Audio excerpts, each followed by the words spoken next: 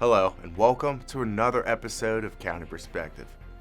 In this show, we focus on Frederick County government, local programs and events, and a community that you live in. I'm your host, Brandon Rosa, and thank you all for joining us today. Now, in the beginning of our show, we like to talk about good news that has been happening in Frederick County. And on this episode, we'll be talking about a new elementary school, an exciting announcement to help keep farming viable for years to come, and a new director of Frederick County Animal Control and Pet Adoption. Frederick County celebrates the official groundbreaking for the new Brunswick Elementary School that will replace the existing school. The new site would expand the elementary school campus to approximately 36 acres from its current 24.6 acres. When this school is built, it will accommodate over 700 students. It will address the overcrowding, and that's really a key component. But it will also have a school facility that the community can use and be proud of for decades to come into the future. So it really is part of taking a piece of our rich history and making sure that this community has a bright future. The new school will be 80,000 square feet, and it is set to open in the fall semester of 2023. To support Frederick County's long-standing agriculture industry, County Executive Jan Gardner announced the first step toward bringing an Agriculture Innovation Center to Frederick County.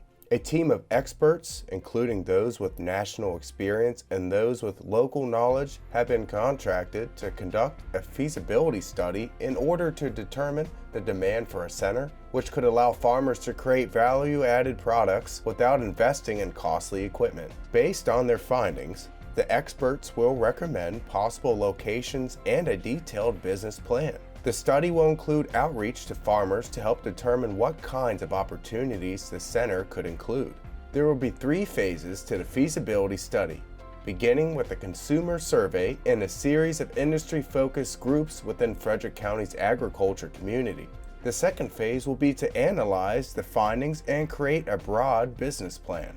In the final phase, the experts will submit a report recommending the type of center that would create the greatest economic impact for Frederick County, as well as a list of potential sites and a detailed business plan to support the center.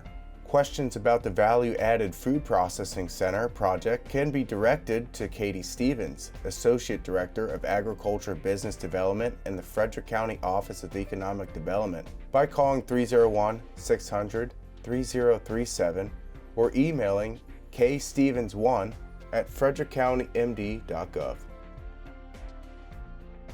Frederick County Executive Jan Gardner announced the promotion and appointment of David Luckenball as Division Director of Frederick County Animal Control. In his new position, Mr. Luckenball will oversee Frederick County Animal Control and Pet Adoption Center. A longtime employee of Frederick County government, Mr. Luckenball has served as interim director since January of 2022. He began his tenure with Frederick County in 1992 as a kennel technician. For 3 years, Mr. Luckenball worked as an animal control officer for Howard County before returning to Frederick County in 1998. He held progressively higher positions over the past 25 years, from senior animal control officer to sergeant and supervisor and deputy division director. Welcome, Mr. Luckenball, to your new role as division director of Frederick County Animal Control.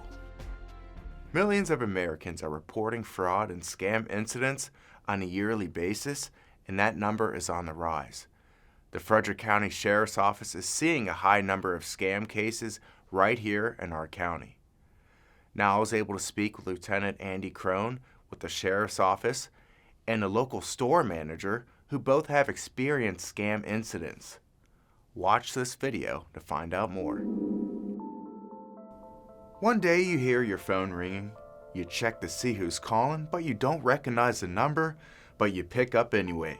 Well, you've just been scammed. The definition of a scam is a dishonest scheme, a fraud, and people are getting scammed every single day, even right here in Frederick County. The Frederick County Sheriff's Office deals on a regular daily basis with a lot of fraud, theft, identity fraud, scam calls, things where people are being victimized and basically being contacted by someone that's trying to encourage them to send them some type of a payment. Some of the most common scams that we see in Frederick County are times where scammers will call and identify themselves as police, law enforcement, or some type of government official and tell them that they have a fine outstanding that they have to pay, and if they don't pay it very quickly, then they're going to have an arrest warrant. Everything is very emergent and time sensitive, and it's to try to get that individual to run to the store, buy gift cards, a green dot card, something of that nature, and send them money as quickly to avoid some type of a consequence. We've had that happen a couple times over the years. Customers come in a panic, want gift cards, if it be Visas or American Express or Amazon's gift cards, to pay somebody off that they made a phone call or they got an email from. And we've had to, reach out to our local deputy and ask them to come in and step in. We've kind of denied sales because we don't like to do more than $500 on a gift card, so we tried to deter it, as fast as we can and try to help the customer out. Our daily life is full of electronics, and that makes a perfect window of opportunity for scammers. It's been increasing, and I think part of it is just how they're using technology now, how they're able to access numbers and information on social media, and everybody's banking is done online. You can transfer money through things like Venmo and PayPal and things like that. So the accessibility is just huge, and these people that are victimizing individuals, they don't have to show up, they don't have to be in person. They can literally just sit at home and contact hundreds of thousands of people a day. So who is more at risk for falling victim to scammers? So mostly it's our elderly community. I think the scammers think it's easier to get them in a panic mode, and they have a different sense of trust and probably on most occasions less familiarity with technology and things like that. They're more willing to come out and get this very quickly and try to resolve the issue as fast as they can. We had one probably like 2 years ago that I personally was involved with, an older lady and man. Some said it was from their grandchild that was in another state, that they were going to arrest their grandson, I think it was a grandson, if they didn't pay this warrant that was out on their grandson's, name. And she got, the grandparents were very upset about it, and we did reach out to the local deputy, and they came, they found out that it was a scam. They reached out to their grandson, which the grandparents never even thought to call, and asked their grandson if he was okay. If someone tries scamming you, don't fall for their tricks. There are ways to not get scammed. So the biggest thing is if you are contacted by somebody, whether it be by phone, by email, any means, and something doesn't sit right or it seems like a very big emergency, the main thing is don't panic, don't get yourself riled up and run out the door and make a rash decision. Think about it, think if it makes sense, try to make contact with this business or company or anything firsthand by researching the number yourself. At the end of the day, contact law enforcement. And scammers, if you're watching this video, remember, the Frederick County Sheriff's Office won't let you get away that easy. A lot of times we can backtrack like phone numbers, IP addresses, email addresses, anything that the victim can provide to us. If we have the ability to trace it, we will do so, and we have successfully caught people that are doing these scams sitting at home, running things through a computer or telephone or whatever, and we have successfully charged them. And we do have good partnerships with our federal partners as well.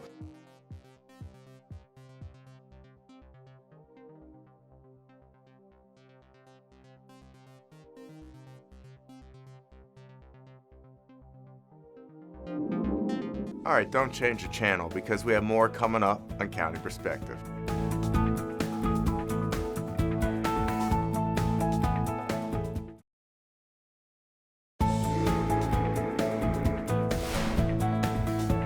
Welcome back to County Perspective. I'm your host, Brandon Rosa. In just a moment, we'll find out how you can join the staff of the Frederick County Detention Center. But before we do that, let's see what feline friend is looking for you to snuggle with in this episode's Pet of the Week.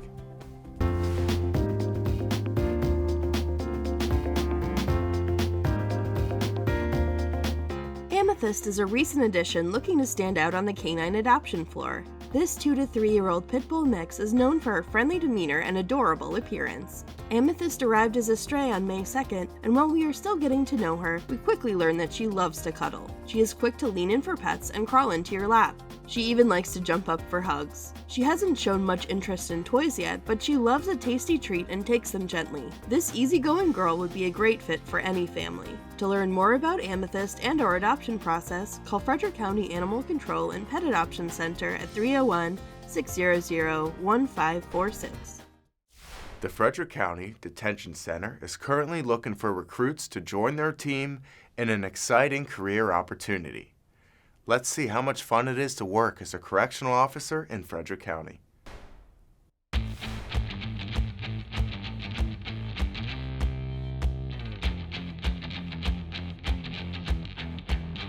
The Frederick County Adult Detention Center is a full-service correctional facility offering all available alternatives to incarceration to include pretrial services, home detention, alternative sentencing, community service, and work release, as well as traditional incarcerations and imprisonment for offenders either awaiting trial or sentenced to the Frederick County Adult Detention Center. The Corrections Bureau is comprised of nearly 200 employees, which includes 140 correctional officers, 30 civilian staff, 3 county maintenance technicians, and 25 positions managed under contractual services. This does not include the more than 50 volunteers who provide valuable services and programs to the incarcerated and community-based offender population. We have multiple positions available at the correctional facility here. We have classification specialists, we have areas in the kitchen that are available, transportation, we have a 287G program, as well as other positions, supervisory positions as well. Well, initially my journey started years ago as a correctional officer because of job security. Basically, the economy crashed and a family member said, well, if you want a job, go work at the jail. It was just a job in the beginning, but as years went on and as I matured, now it's my career. My favorite part of the job is coming to work and my coworkers. We're like a tight-knit family. And strangely enough, many of the inmates, because their stories and talking to them and also counseling them, everybody together, we mesh really well. Here at the Frederick County Adult Detention Center, we do yearly training, which consists of firearms, day quals, low light qualifications. We also do ADA training, PREA, CPR, first aid, OC spray, and we also cover taser. We hold our own academy, which consists of 10 weeks of defensive tactics, PT, and classroom lecture and practicals. Our entry-level physical requirements consist of push-ups, sit-ups, and a 300-meter sprint. Some of our additional training consists of the emergency response team training. That includes different types of riot shields, riot batons, and other additional training for riot control. We also have different specialized firearms as well, which we can use, less lethal firearms. In the Inmate Services Division, we process all paperwork from the courthouse, inmates' release dates. We prepare inmates for parole hearing, all their paperwork. We are in charge of all inmate workers in the facility as well. We also do release planning for the inmates before they get out to make sure they know they are prepared to go back into the community. The benefits are wonderful. We have every other 3-day weekend off. We have great medical, dental, and vision benefits, along with a generous annual leave and sick leave package. I started when I was 19. I've been here for 16 years. I started corrections because I wanted to get into law enforcement, but once I started here, I really enjoyed it, and I've stayed here ever since.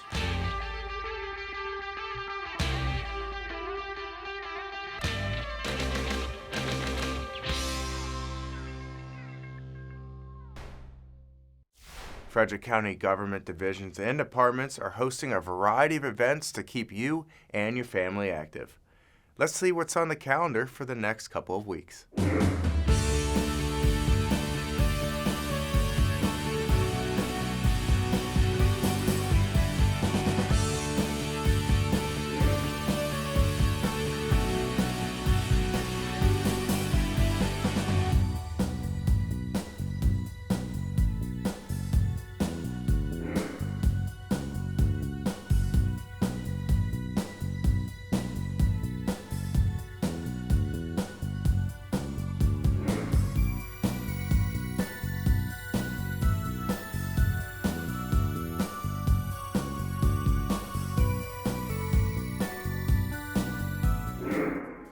If you'd like to find out more about virtual events and programs and activities that are going on in the county, visit frederickcountymd.gov.